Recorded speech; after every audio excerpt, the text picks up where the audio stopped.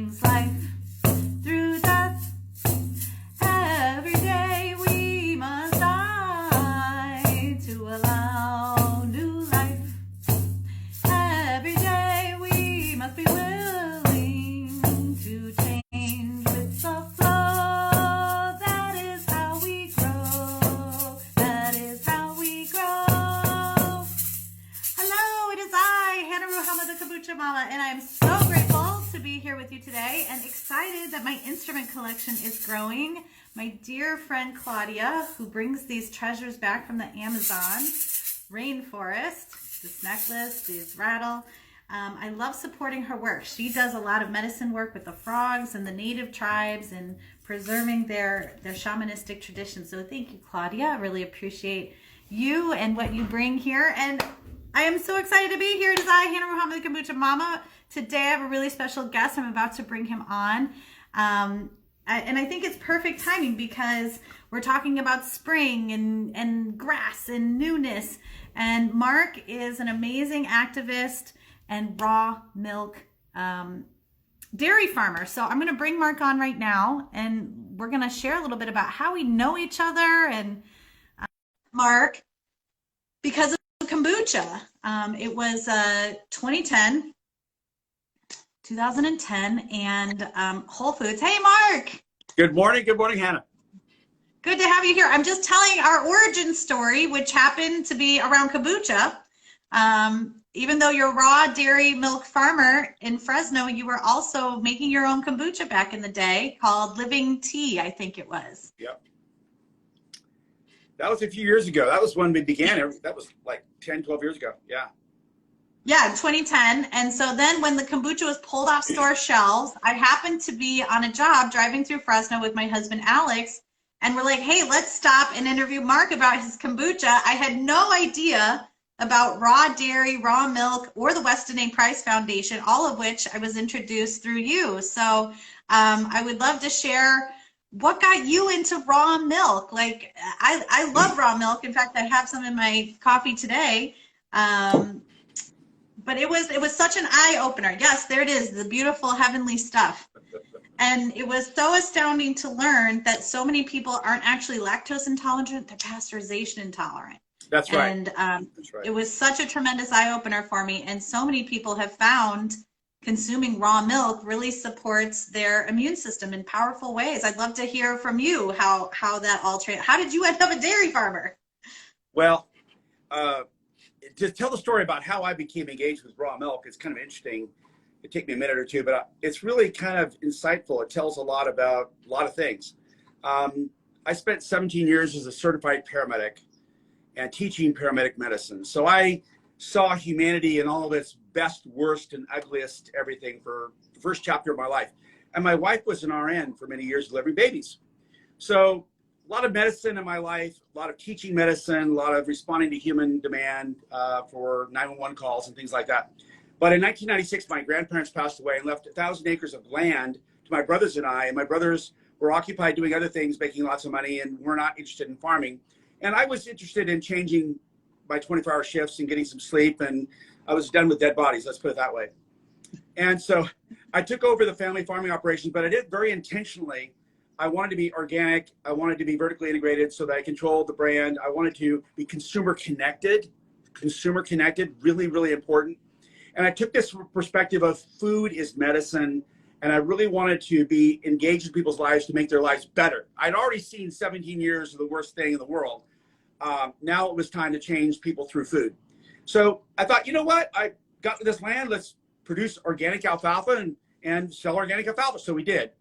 But when I started filling organic alfalfa, I realized that why don't I just put this organic alfalfa into our own cows and produce organic milk? So we did that. We got a contract with Organic Valley, and we started producing organic milk. And I grew up on a dairy, so I wasn't afraid of cows. It was part of my life when I was a baby. So we started producing organic milk and selling it to be pasteurized. But I did not realize that in May of 1999, the Stubby's Natural brand, Altadena, was a big raw milk brand in Los Angeles, had gone out of business. They'd sold. And so that left us the southernmost organic dairy in California, nearest Los Angeles. And people started showing up at our dairy saying, we want your milk raw. And I listened. I didn't say go away. I said, I listened. I was very intrigued and started putting things together really quickly in my mind that, hey, this is the first fruit of life. Raw milk promotes, encourages immune system development. When babies are born, what's the first thing they get? Raw colostrum, then raw milk from mom. It builds their immune system.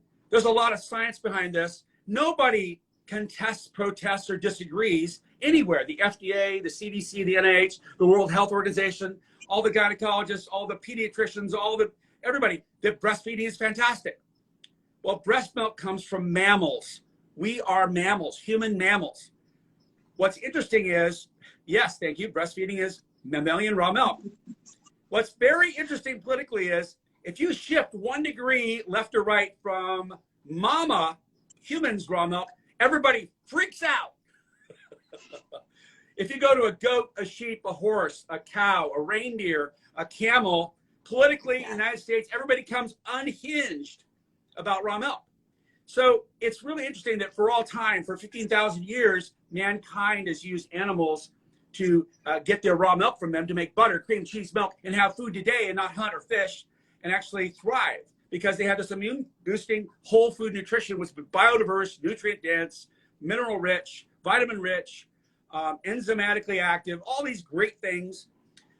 So I didn't realize all that until a very interesting thing happened. That was a consumer connection. That was visiting the farmers markets, asking the consumers what they wanted. They said, well, we want raw milk. We want it to be safe. We want to know the farmer. We want to visit the farmer. We want to, all these things, pasture-faced, all that. So a very interesting thing happened, and I'm almost done here, but a very interesting thing happened. I got a call from a guy named James Stewart in Los Angeles. And he said, hey, you got some raw milk? We want it down here really badly. Bring down a couple hundred half gallons in ice chests. And so my wife and I bottled up some milk. We didn't even have a label. We didn't have permits. We just went to our bulk tank, didn't know what we were doing, bottled up the milk, put it in an ice chest, drove in our Suburban to Los Angeles to a place called The Garage. And The Garage is in the back streets of Venice Beach. And it's literally a garage in an alley. And we received phone calls on the way down, people saying, reserve some for me. This is like 2000. This is 22 years ago. And you say, oh, yeah, no problem, no problem. And we didn't have any idea what was about to beset us. And as we drove into the alleyway, I'm not exaggerating, the alleyway was packed with people. There was, I don't know how many people, 50, 100, 150, I don't know. It was packed with people, 15 feet, 20 feet wide by 100 feet long, just packed with people. And as we drove in, they started cheering and screaming and yelling and jumping up and down. And I couldn't even get my doors open in my Suburban. They already entered the back of the Suburban, opening up the ice chest and throwing $20 bills and $10 bills into the car, grabbing half gallons of milk. And I was like, whoa, what's going on here? So I got out, my wife got out, and we engaged these people who were just totally ecstatic that they met their raw milk dairy guy. And we brought raw milk because they'd been starving for raw milk for 6 months because Altadena hadn't produced any, and they were desperate for raw milk. And they told us stories about asthma being reduced and allergies being reduced and ear infections and children with seizures being helped because the fats are so important in the brain. All these things, all these medical things, which was like delirious to me. It was like, wow, medicine and milk, this is fantastic. So in about 15 minutes, all the milk was completely gone.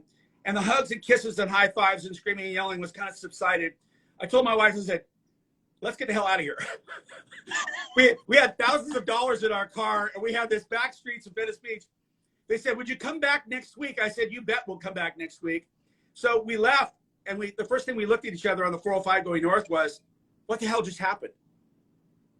And that was my massive realization that there were people to serve, and they wanted raw milk from pasture-based organic system type farms, and nobody was serving them.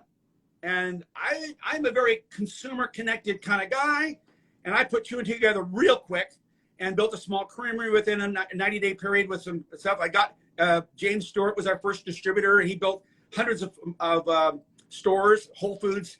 Their classic comment for Whole Foods was, how fast can you drive that down here?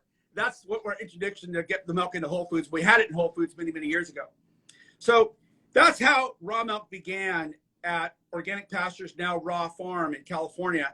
And now we're in 625 stores and the highest selling fluid milk in Sprout stores according to SPIN's data, #1 above pasteurized and everything. We're growing at 15% year-over-year sustained growth over 3 years. Amazing, 15% each year. Through COVID, we're growing like crazy. Meanwhile, organic pasteurized products are dropping in between 2 and 15%, depending on which store data you're looking at, but they're not doing well at all because it's very allergenic. It's hard to digest. It has a flavor issue. So it's not the immune system boosting food that raw milk is. Once you heat milk and you pasteurize, homogenize it, do all kinds of other things to it, it is no longer that energetic, fully complete whole food nutrition intended by Mother Nature and God himself to go into the baby and create a strong immune system and thrive and be fully nourished. So that's my story, Hannah. I love this story because, like you said, you're all about the consumer connection. And California, thankfully, is one of the few states, and you probably have better numbers on this than I do, that where raw milk is legal.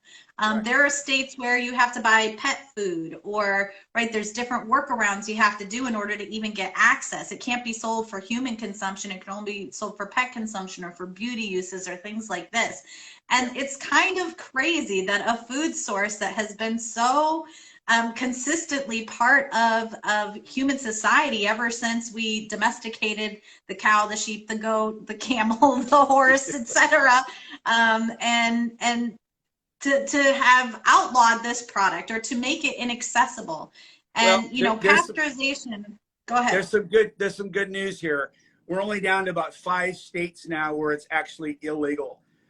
In all of the states, you can either buy it at the store, or buy a cow share, or buy a farm share, or some other mechanism has been provided. But we're only down to 5 states now. Montana fell last year under SB 199, where raw milk is now legal in Montana, which is extremely illegal forever and ever up there. Now it's legal, and we're helping those farmers up there through Raw Milk Institute to assure that their practices are top-notch and they know what they're doing. And raw milk now in Montana is thriving and doing very well, where it was completely illegal literally 1 year ago. And this is the other piece of the whole puzzle, is you've become an activist. So not only are you a producer who's creating this quality, nutritious product, you're also someone who has created an institute where you're teaching other dairy farmers how to do this safely. Because what I was about to say is pasteurization hides a multitude of sins. It allows you to be lazy, to be sloppy, to be dirty, to be messy, to be unhygienic. And even though you pasteurize a product, it doesn't mean that the byproducts of the antibiotics being used, of the pus and blood that gets into the milk supply, isn't then passed on to you. So of course it's no wonder that pasteurized milk is often tainted with all kinds of yucky stuff, because they don't have the same stringent requirements of a raw milk dairy. So talk a little bit about some of those things that you're teaching to dairy folks. Well, it's a principle of from the grass to the glass. The entire food chain needs to be monitored, understood, appreciated. And most farmers have an appreciation of some of it, but don't really mentally wrap their brains around the entire scope of it. Because the ones that are doing raw milk intended for pasteurization don't need to. Right. So those that are intended to serve people and humanity need to shift gears completely. And we see very, very few farmers that are actually changing and making that shift. A couple things come to mind, which is kind of sad, but when you serve the pasteurizer and the processor, you never deal with people. In fact, you're kind of like the hassle factor. Why worry about them? I just want my paycheck twice a month and that's it. When you deal with a raw milk, you serve people directly. You've got to be a people person. And so you see raw milk actually kind of being rejected by many of the dairies that would go out of business. They say, no, I don't want to deal with that. I'd rather just sell my dairy than deal with people. So being a people person is really important in terms of producing raw milk. But from grass to glass, think about that. The conditions in which the cows reside. Is it a muddy, filthy mess? Or is it sunshine, green grass? Or if there's no grass, what is it, right? Straw. What are you doing there? What's the nutrition of the cow? What's the nutrition? Is she in good body condition? Is she well nourished? What's the condition of her udder? Does she have mastitis? Does she have some inflammation? Does she have issues, damage, injuries? God knows what. Where's she in lactation? Is she bred? Is she not bred? What's going on there? When she's brought in to be milked, is she happy and content? She's scared. What are the conditions you have when you're milking? What's your equipment like? How clean is your equipment? Do you clean your equipment? What kind of cleansers do you use? We found some farmers that had absolutely no idea how to clean their equipment. They were using cold chlorine and water, and that was it. And they had biofilms all over the place. You need hot, soapy water, you know? You start off with a little bit of cool water to wash things off, but then use hot, soapy water, just like everything else in your kitchen. And then you can maybe finish off with some chlorinated water if you want to. But hot, soapy water, clean. And then how do you actually prepare the udder? Do you wash the udder, clean the udder? Do you use pre-dips? What do you do? You strip? What do you do to look at the milk to see if the milk's okay? What kind of testing you do there? What somatic cell count testing? Do you do coliform testing? What do you do? Then beyond that, how do you manage the milk after milking? How do you chill the milk? How do you contain the milk? How do you bottle the milk? What kind of lid do you have? All those kinds of things from grass to glass. And it's not rocket science, but there are some nuances to it that are kind of important that many people just don't realize or appreciate. And then serving the customer themselves, the labeling, the education, understanding why. We have a saying around here, you don't sell raw milk, you teach raw milk. Because if people don't understand raw milk, they walk by it all day long and not realize what it is. If you realize that raw milk is an incredibly powerful immune system boosting food, and it always has been designed by nature to be so, we wouldn't be here as humans if we didn't have raw milk from the breast. So that perspective, understanding of what raw milk brings you will lead you to want to buy and consume it. So education is really, really important. So we don't sell raw milk, we teach raw milk. That's what we're doing this morning. And so we encourage all farmers to do. And that's why the Raw Milk Institute, when we reach out to farmers to teach them about safety and all that stuff we're doing, and the health and nutrition, we also encourage them to become perpetual, ongoing raw milk teachers. Because we realize we're not in competition with our brothers and sisters. We're in collaboration with them to build a better world and be health lead, right? Let health lead the better world. Prevention, nutrition, all those kinds of things, really important, whole food nutrition. And so if everybody's teaching, there'll never be enough raw milk for everybody to consume it. Everybody's gonna thrive forever, literally. Exactly. Because you won't have this common paradigm we have today, which is this overproduction of something people really are denying and steering away from, going to soy milk and almond milk and juices, and then some people going to raw milk, which is pretty cool. But we've actually created this whole group of farmers at the Raw Milk Institute. We've trained over 1,000 farmers in the world, by the way, between UK, Canada, the United States, New Zealand, and Australia. 1,000 farmers. We've done some in Mexico, Panama, and Argentina as well. A little bit in India. So we've done an international scope over the last 12 years of training farmers so they can serve consumers, not processors. And this is where it overlaps with kombucha. I know some people listening might be thinking, what does raw milk have to do with kombucha? Well, we're both bacteria-rich beverages that do better in a raw state. We provide way more nutrition, way more nutrients. We're much better for the body in that raw state. And you're also working on some specific legislation, or there's a case going on that you're going to tell us about, where our right to access these raw foods in their living form, is being threatened. And this is why we need to stand together as people who love our raw foods. And again, you don't have to be a raw milk drinker to support the efforts of the Raw Milk Institute, because like you're saying, it comes down to education, it comes down to sanitation, and it's also about protecting a heritage that human beings have had since the dawn of time that has been polluted by dirty practices. And so tell us a little bit about the butter issue. Well, this poor little raw butter here got beaten up pretty badly in 1987 without anybody knowing about it. There was a lawsuit, and Judge Johnson, who was a federal magistrate, rendered a decision against Altadena, saying that raw milk was unsafe at any speed, basically, and said that you couldn't take raw milk across state lines. And basically, it was under the Reagan period, as a favor to the people in Las Vegas who didn't want raw milk coming across state lines from LA to Las Vegas. So it was an ugly thing to basically protect market share in Las Vegas from encroachment of Altadena from LA. But nonetheless, Judge Johnson wrote that raw milk is so unsafe it should not be provided across state lines. And the FDA followed by actually prohibiting raw milk from being shipped or sold across state lines. But what was sad about it was cheese was excluded. Aged cheese, cheddar cheese, could be sold across state lines, but there was never a discussion of cheese or butter in the lawsuit. Those two words never came up. It was all about raw milk. So poor raw butter over here got alienated and not allowed to be sold across state lines, and therefore it's very much restricted access everywhere in the United States. It's virtually impossible to get except for California and a couple other states. So many years ago, about 2010, 12 years ago, I started writing citizens petitions to the FDA on raw milk.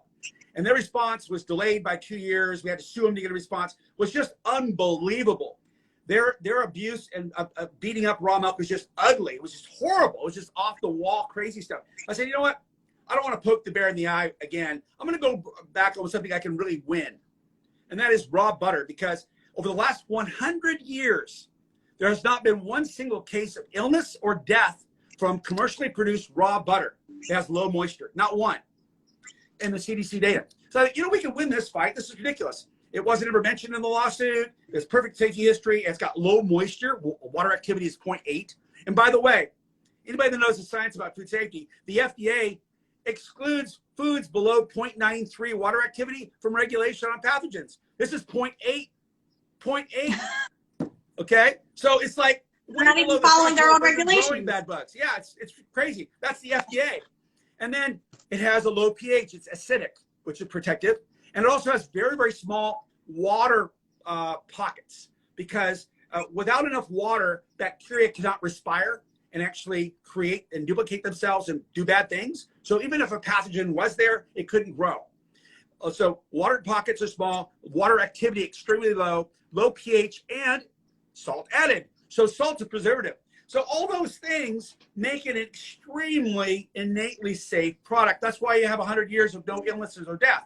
So we sued the FDA, and the FDA came back saying, oh, I'm sorry, back in 1906, there was some illnesses from butter. They didn't even say it was raw or pasteurized. God knows. That was 112 years ago. It's insane. So we've taken it now. I was just back east in Washington, D.C. 2 weeks ago with Mahesha, the Farm to Consumer Legal Defense Fund appeals attorney. He was a good guy. And we made our presentation in front of the District Court of Appeals in Washington, D.C. The next stop, if they say no, the three-judge panel, if they say no, is the Supreme Court of the United States. And so we really believe that the FDA has way, way overreached their authority and don't have any data to support it at all, including the fact that in 1922, Congress prohibited the establishment of something called a standard of identity for butter. Nobody could do it. They didn't want margarine or anybody doing anything with it, so they prohibited anybody from doing it. What did the FDA do? They created a standard of identity by saying it must be pasteurized. So illegal according to Congress itself 100 years ago. So all of these things we think will prevail at the Supreme Court. If they don't, clearly it's political bias and whatever. But what we'll do is just continue to sell it, continue to do everything we can and grow the marketplace, because at some point moms are going to be so pissed off that they're just going to say, screw all this, and they're going to do what they want to do anyway. I have a saying, they may have the guns and the money, but I got the moms and the truth. And there's nothing the moms and the truth can't do, honestly. That's correct. And so, I mean, and this has implications. If they're overstepping their bounds with raw butter, what about raw oysters? What about any other type of raw food then comes into question? And this sets an unfair precedent for this overreach in terms of, yeah. Fancy you mentioned raw oysters that I love. You know, I love between 30 and 100 people per year, I can't get the data straight. CDC says that many people die from raw oysters every year from Vibrio. But yet the FDA doesn't do anything about it. So you got 100 years of 0-0, and you got raw oysters killing 50 people a year, and they don't do anything about it. I mean, that is on its face ridiculous, right? So we'll have to see what happens, but you're exactly right. We need to make sure the FDA sticks to their primary goal and interest, not overreach and take this thing and do crazy stuff with what they're doing. I've been told that the FDA has two departments. They've got the political wing that protects the markets and does their thing, and that's the people we are always challenged with. And there's the science side. They actually love what we do because they do human genome stuff. They do all that cool stuff. They're the ones that support breastfeeding, and they know all the science. The scientists are actually for us, but the politicians and the regulators are crazy. And they're the ones that go back and forth between industry and regulation to support themselves as a self-seeding kind of a revolving bed that they go back and forth in. So yeah, it's quite a thing going on. So what is it with the big dairies? Why? I mean, they know they're losing market share. You know, they're losing. I mean, I can find every kind of milk available: banana milk, almond milk, macadamia milk, oat milk, like all kinds of milks that just never existed before, which are essentially water and gums and thickeners and, you know, maybe a little bit of the intended substrate. And all of those are being touted as better for you than, again, something that's just been around for millennia. And so why aren't the big dairies turning around or getting on board or figuring out a way to be part of this movement with you? There's a very good answer to that. I was a speaker at the International Milk Processors Association down in Palm Springs in 2003. And this is very young. I was only been doing raw milk for 2 or 3 years. And I did a speech about what raw milk was. They had no idea what it was. They wanted to hear about it. So I did the speech. After I was done, the president of Horizon, I can't remember his name now, he came up to me. He said, "Hey, nice speech, nice speech." He goes, "What's a raw milk? What's raw milk?" He had no idea what raw milk was. I said, "Well, you know what? It's an emerging product, you know, in the marketplace, but it's been around forever." And I told him a little story about it. He goes, "Well, that's interesting." I said, "Would you guys be ever interested in investing in this?" Because I was looking for money to grow at this time. And I didn't know who I was talking to. I was just blabbing my mouth. And he goes, "Well, let me talk to my people about that and get back to you, because you guys are really doing well and you're competing with us in the marketplace." It's like, wow, you know. He actually contacted me by a phone call about 2 months later. He goes, "Mark, you got something going on that's pretty cool." He said, "We could never do raw milk. And this is why. As if we do raw milk, that means we have to condemn everything we've said is good about pasteurized milk. We destroy everything we've ever built." I said, "I can never do raw milk."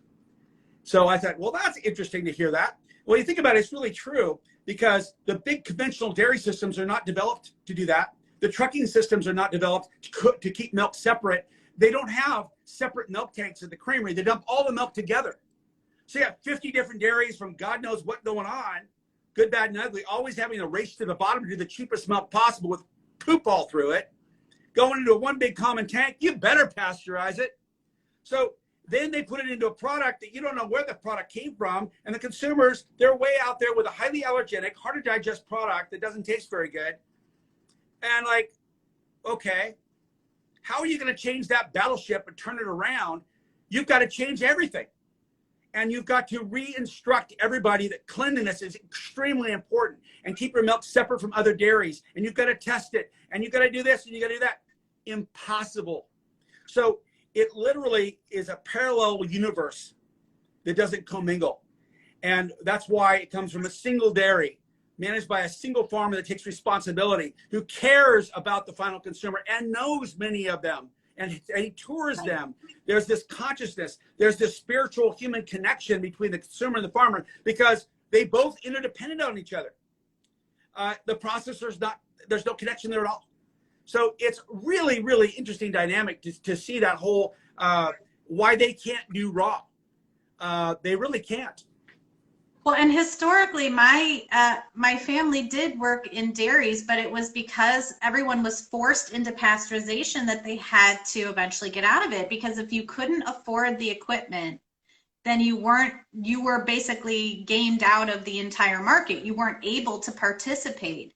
And, Right. you know, so let's back it up a little bit. We know what raw milk is. We love raw milk.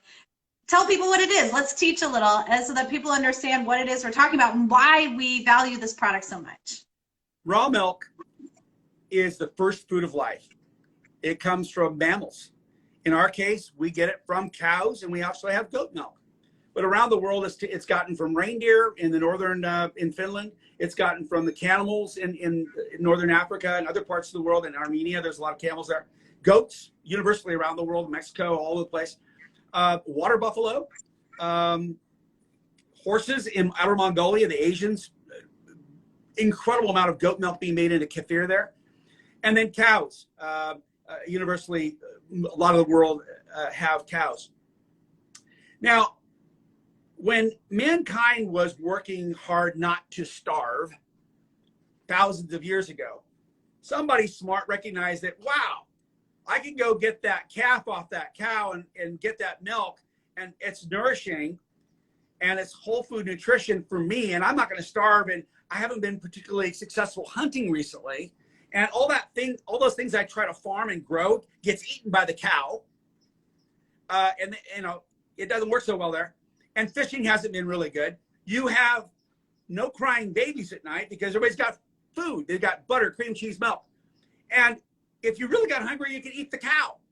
So it was a fantastic, wonderful union between cows, goats, sheep, horses, reindeer, and mankind. Wherever you had sunshine and grass, you ate today. So that's the first fruit of life. Now, raw milk is an incredible matrix of uncounted different things in there. In fact, the International Milk Genomics Consortium, which I'm a proud sponsor of and participate in for the last 13 years at UC Davis, smartest people in the world looking at breast milk and tearing it apart and figure out what it's all about. They're very frustrated by the fact that most milks are pasteurized because, quote unquote, it screws it all up. That's an unquote. All the good stuff in there is interdependent on the other good stuff in there. It's an incredible matrix of minerals and fats and sugars and enzymes and bacteria and antibodies. It goes on, microRNA. I mean, it just goes on and on and on and on. And all those things are there because they survived the test of Mother Nature's Darwinian time of 1 million years. If it wasn't perfect, it died off. If it wasn't the best, it died off. So only the best survive in this pressure of evolution.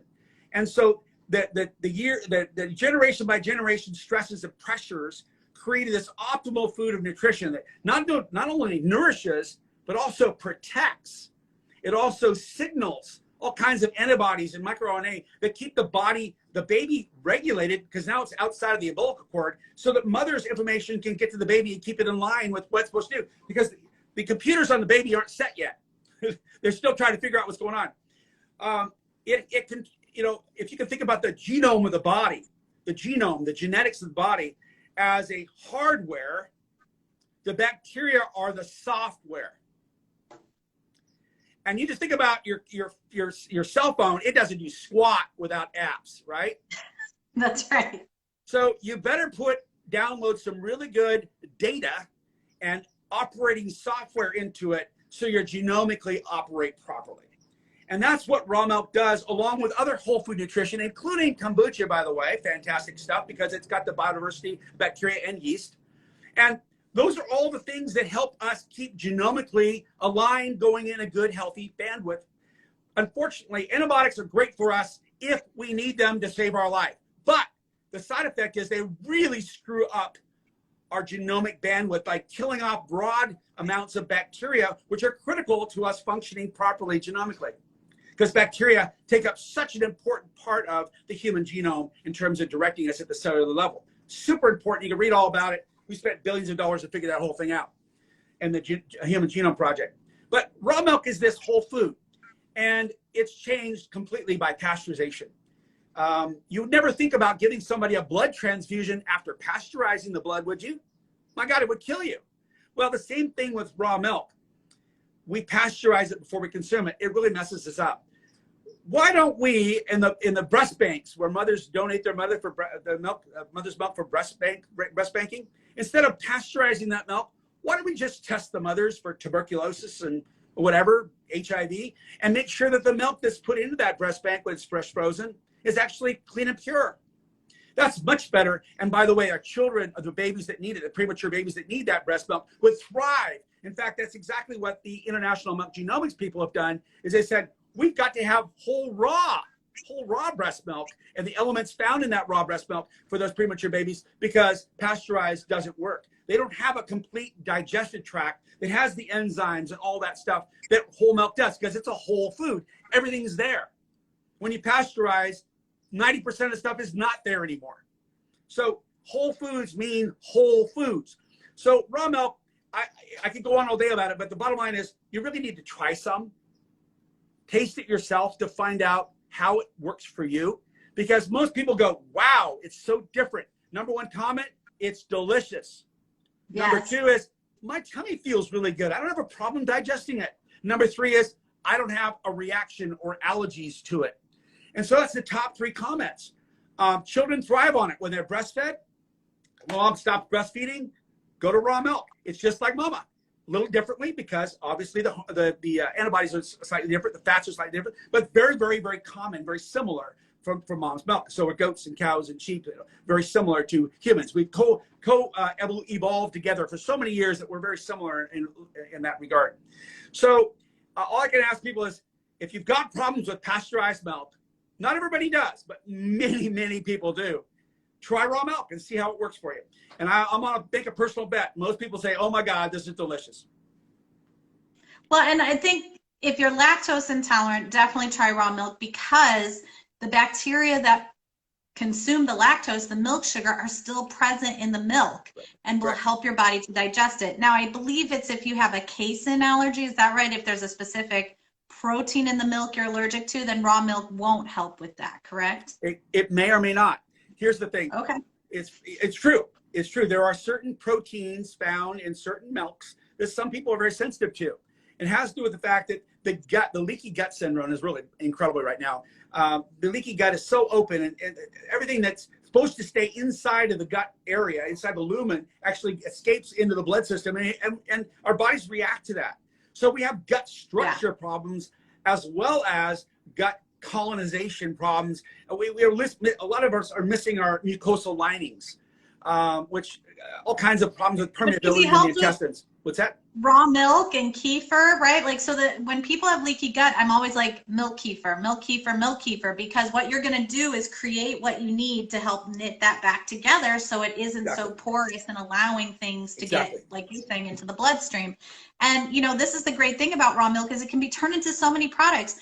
You know, when we think of milk going bad, we're talking about pasteurized milk, because it will eventually be something that could harm you. Right? Like, it can spoil to the point where it can harm you. Raw milk will never spoil to the point where it can harm you, of course, assuming it's devoid of the coliforms or whatever else might be in there. It's going to turn into sour cream. It's going to turn into yogurt. It's going to turn into cheese. It's going to turn into butter. And so there is never any part of the milk that we cannot consume from that raw state. And I think that's really important, because it definitely shows the biology of the product is something that is intended to be around with humans, even if we don't have refrigeration, even if we don't have, you know, more sophisticated means. And in a way, refrigeration is sort of a lazy means, but if we don't have a means to keep it preserved, it's going to preserve itself. And I think that inherent ability is pretty astounding. Absolutely true. And if you look back a little bit, 100 years ago, or even now, you go to Kenya and the Maasai.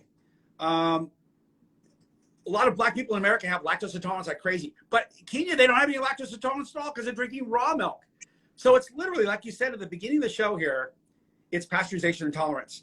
And if you think about in Kenya, the Maasai out in the pastoral areas where they have these cows and pastures and stuff, and they milk the cow into a gourd, hand milk the cow into a gourd. That gourd is not clean.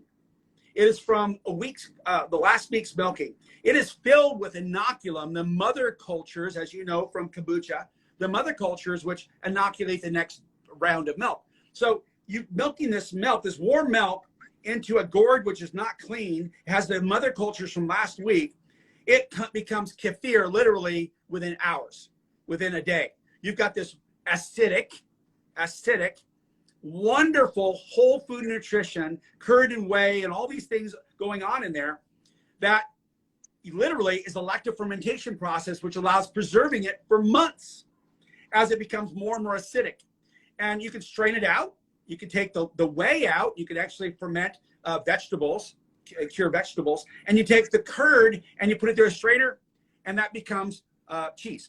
So incredible food that naturally finds a way to occupy space on Earth without becoming injurious, but literally becomes better and better food for your gut, and has these safety systems built into them, especially as it ages and becomes acidified over time, that allow for all kinds of safety. Now, interestingly enough, fresh raw milk in today's world has to be produced in a particular way. And the reason is consumers do not have the immune systems of their great grandparents.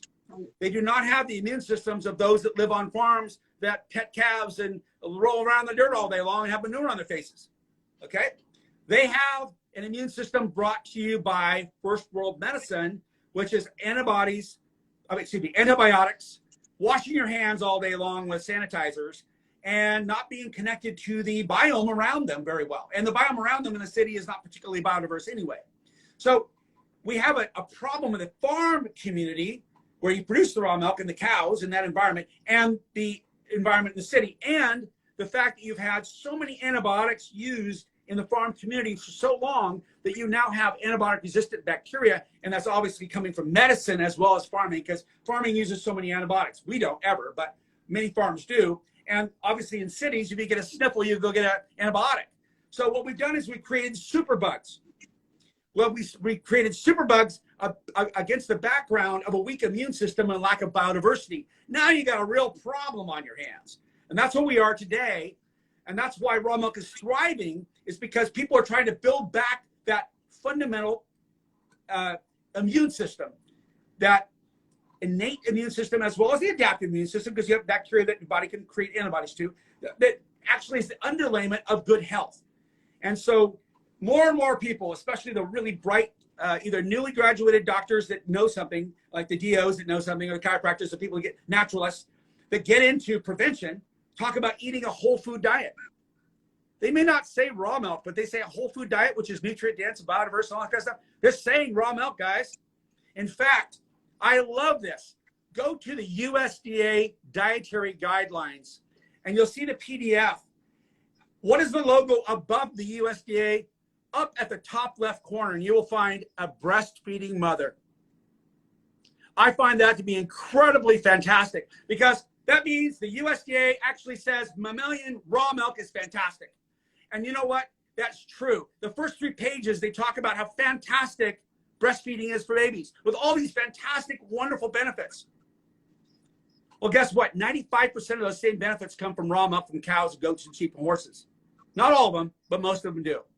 So we have a lot of work to do, but there are some interesting signs of life out there in terms of hope. Yeah, I mean, it would be a tremendous sea change to convert every dairy to a raw milk dairy. I mean, just think of the quality of life for the cows, the quality of life for the people working on those farms, the quality of life would just, the quality of the soil and the grass would just improve so quickly if we were to entirely embrace that this is the amazing food that it is. And the dairy industry would see a tremendous about face if they were finally able to let go of this old narrative that allows them to keep these dirty practices in place. I mean, unfortunately, I think we're going to learn over time. Louis Pasteur was totally bunk. Like, pasteurizing never helps anything. It only allows for unsanitary conditions to proliferate.